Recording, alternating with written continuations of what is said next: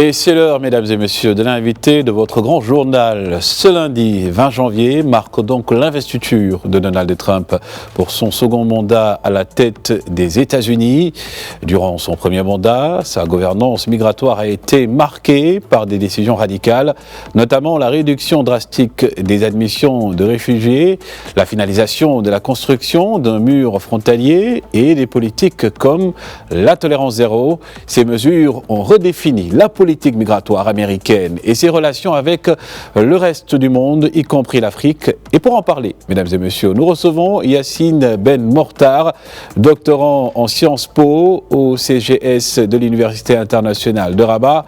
Bonjour à vous, monsieur Ben Mortar, et merci de répondre à notre invitation. Merci à vous de me recevoir, c'est un plaisir. Alors, bien évidemment, quel bilan peut-on donc tirer des politiques migratoires de Donald Trump lors de son premier mandat, notamment en termes de gouvernance migratoire et d'impact sur les flux mondiaux? Exactement. Donc, le président Trump, nouvellement réélu et investi aujourd'hui, a donc complètement modifié le paysage migratoire et la politique migratoire américaine sur son espace géographique, mais aussi au-delà. Il est clair, il dit que c'est un souci, c'est un problème qu'il faut résoudre. Donc on instrumentalise cette dynamique et ce volet de l'action publique américaine pour, en fine, instrumentaliser cela à des fins électorales et donc renforcer un peu sa base. Donc durant son premier mandat, il a fait d'énormes promesses, notamment la construction d'un mur tout au long du Mexique, mais malheureusement, il a échoué à le construire pleinement malgré l'utilisation assez intelligente de l'argent du Pentagone qu'il a reversé pour pouvoir le construire. Mais il y a des trous dans la basket et il faut continuer cela. Il a mis beaucoup d'autres mesures, il a séparé des familles aux frontières, il a diminué le droit d'asile, beaucoup moins de personnes sont arrivées aux États-Unis durant son mandat. Nous sommes passés à peu près de 85 000 à 11 000 réfugiés acceptés sur le sol américain en 2021. Donc il a placé la migration et l'objet migratoire au centre de son mandat en 2016. Il le replace de nouveau au centre de son mandat aujourd'hui, 20 janvier 2025. Et par rapport à ça, donc le président Donald Trump a promis des mesures radicales dès son investiture, notamment en matière d'expulsion massive et de réforme du droit de la citoyenneté. Quelles pourraient donc être les implications de ces annonces pour la politique migratoire américaine et également mondiale ?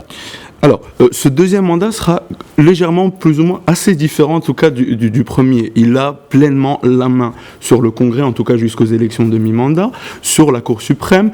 Il a préparé son mandat depuis les 4 années de M. Joe Biden, du président Biden, excusez-moi, et maintenant il se lance dans son nouveau mandat. Alors il prévoit énormément de choses, il prévoit d'expulser en tout cas, il promet la plus grande opération de déportation de migrants illégaux en dehors des États-Unis, ce qui représente à peu près 11 millions de personnes, soit plus ou moins 5% de la main-d'œuvre américaine, alors qu'il ne représente que 3% de la population. Autrement dit, c'est une population active dont les États-Unis ont besoin. Mais ce président souhaite du coup les renvoyer chez eux, en tout cas ceux venus illégalement. Il va essentiellement se concentrer sur ceux qui ont un casier judiciaire, parce que ça sera plus simple pour lui au niveau des cours. Mais au-delà de cela, il souhaite supprimer beaucoup d'autres droits ad hoc qui leur sont accordés et donc limiter cette facilitation de mouvement. L'objectif est clair, l'America First, money is first. Money is first, et dans cette même optique, donc le 47e président des États-Unis a aussi promis de déclarer l'état d'urgence et de mobiliser l'armée pour expulser donc les migrants sans papier bien évidemment. Selon vous, quelles pourraient être les conséquences d'une telle mesure sur les droits des migrants ? Exactement, donc il va toujours plus loin, mais c'est la marque de signature de ce président. Comme on l'a dit au début, le financement de son mur au frontalier avec le Mexique a utilisé l'argent du Pentagone. Il ne se gênera pas cette fois-ci d'aller encore plus loin et d'utiliser l'armée pour renforcer en fait les contrôles aux frontières et en fait finalement de faire du management des frontières, border management. Et ça se limitera essentiellement à cela, mais pas que. Il souhaite aussi mettre fin à la citoyenneté par le droit du sol pour les enfants nés de ses parents venus rentrer illégalement sur le territoire. Et donc pour ce faire, il va devoir amender la Constitution américaine, notamment le 14e amendement de la Constitution. Mais cela va entraîner d'énormes contestations judiciaires. Même si, encore une fois, on le rappelle, la Cour suprême est à majorité conservatrice, 6 contre 3, à majorité conservatrice encore une fois. Et donc, il n'aura beaucoup moins de mal à faire passer la pilule, si j'ose dire. Et aussi le locataire de la Maison-Blanche, la question qu'on se pose, est-ce qu'il envisage également de supprimer aujourd'hui ce qu'on appelle également l'Afrique, plutôt l'action diffère pour les arrivées d'enfants d'ACA introduites par l'administration de l'ancien président Barack Obama? Exactement. Donc, président Obama a introduit cette mesure en 2012 et elle visait à ce que tout jeune enfant arrivé avant l'âge de 16 ans ou né sur le territoire américain de parents non documentés par l'administration américaine, de leur octroyer un pass de 2 ans, un titre de séjour temporaire renouvelable à condition qu'il soit dans le système scolaire ou universitaire. Trump a essayé dès son premier mandat de le mettre à mal, de l'annuler. Il n'a pas réussi, mais la Cour suprême a rendu un avis il y a exactement 3 jours qui lui permet désormais d'avancer là-dessus et de complètement l'arrêter. Et par rapport à ça, l'actualité aussi, c'est cette relation américaine entre les États-Unis et l'Afrique. Aujourd'hui, on se demande aussi, à votre avis bien évidemment, quelle dynamique pourrait donc émerger dans ces relations entre les États-Unis d'Amérique avec Donald Trump et l'Afrique donc sous le second mandat du candidat républicain, et quels seraient aussi les enjeux et opportunités pour le continent.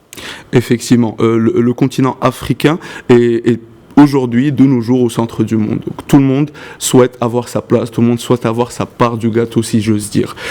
Les puissances africaines telles que le Maroc sont là, il faut falloir conjuguer avec, mais il y a aussi des rivalités internationales sur le continent. Par exemple, une forte présence de la Chine, qui est, il me semble, le premier partenaire commercial du continent. Donc, cette bataille entre la Chine, ces deux superpuissances que sont les États-Unis et la Chine, se fera également sur le terrain africain. Et là, il utilise beaucoup de pragmatisme, il utilise beaucoup de business. C'est-à-dire que ça va dans le sens de certains chefs d'État et moins de d'autres. Alors, il va falloir s'adapter pour ces pays pour pleinement prendre à bas le corps ce partenariat avec les États-Unis d'Amérique et, in fine, évoluer dans leurs intérêts stratégiques propres. Donc, ça ne sera pas facile. Il n'y a pas la recette du succès. Trump est très éclectique et il va s'adapter à beaucoup comme il va déplaire à beaucoup d'autres. Et par rapport à ça, bien évidemment, un des partenaires privilégiés et stratégiques des États-Unis, parlant de l'Afrique, il s'agit du Royaume du Maroc.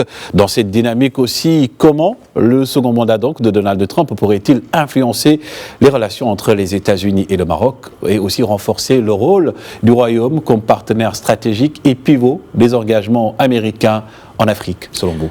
Effectivement, le Maroc est un pays stratégique pour l'ensemble du monde qui souhaite entrer à l'Afrique ou faire quoi que ce soit avec l'Afrique. Et ça le restera, en tout cas, c'est ce que le Maroc souhaite à travers la politique menée par Sa Majesté le Roi. On se souvient tous de cette décision historique qu'il a donnée le dernier jour de son mandat de reconnaître la marocanité de nos provinces du Sud. Et 4-5 jours avant, son nouveau secrétaire d'État chargé des affaires étrangères, durant son audition au Congrès, a réaffirmé cette décision. Pourquoi il l'a réaffirmé ? Parce qu'il pense toujours, il le pense profondément, que le Maroc est une porte d'entrée pour eux sur l'ensemble du continent. Le Maroc aussi, qui est un partenaire important de la Chine, va pouvoir avoir le luxe de pouvoir essayer une jonction entre les deux. Ça ne sera pas simple, mais le Maroc est puissant et fort de ses atouts et on arrivera à avancer dans le bon sens avec cela. Il va permettre aussi de changer un certain nombre de choses. En tout cas, le statut privilégié qu'entretient le Maroc, en tout cas c'est ce protocole de libre-échange que nous avons avec les États-Unis, va s'accroître. Nous avons aussi l'initiative atlantique proposée par Sa Majesté le Roi, qui ne peut in fine se faire sans les États-Unis et qui implique tout le pourtour atlantique de l'Afrique. Donc, il y a une projection de puissance légitime du Maroc et il y a des partenaires légitimes du Maroc tels que les États-Unis pour les suivre. Et tout ça bien évidemment dans les perspectives de ce second mandat du 47e président des États-Unis d'Amérique, Donald Trump, qui sera investi aujourd'hui. Merci encore à vous, Monsieur Yassine Bemnortar. Merci à vous. Je rappelle donc que vous êtes doctorant en Sciences Po, bien évidemment au CGS de l'Université internationale de Rabat.